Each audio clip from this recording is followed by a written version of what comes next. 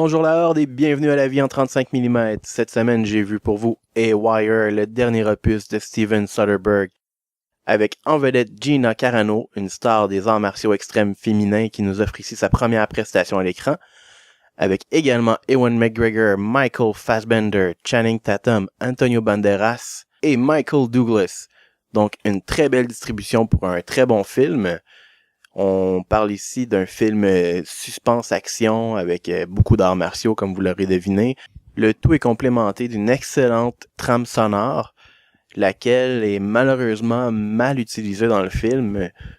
Les scènes de combat sont souvent accompagnées de lourds silences, ce qui est une très bonne chose en soi parce que ça nous met vraiment dans le moment. Par contre, lorsque le réalisateur utilise la musique, il l'utilise pas à son meilleur escient et la musique est rarement synchro avec ce qui se passe à l'écran, ce qui vient un petit peu déconcentrer au niveau des poursuites à pied qui se passent dans les rues des villes européennes qui auraient pu être encore plus sublimes qu'elles le sont.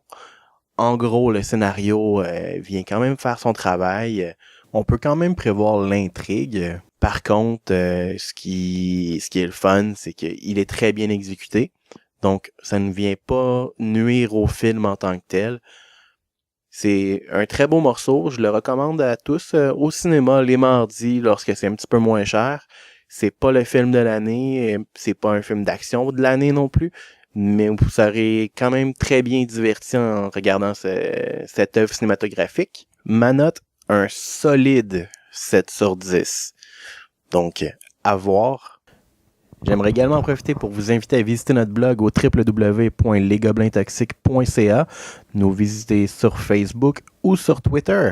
Vous pouvez également nous écouter les jeudis soirs 19h sur les ondes de québecradio.org, les mardis 20h sur realradio.fm ou encore en balado-diffusion ou podcast pour ceux qui n'aiment pas le terme. En tout temps, le lien pour la podcast est sur le blog.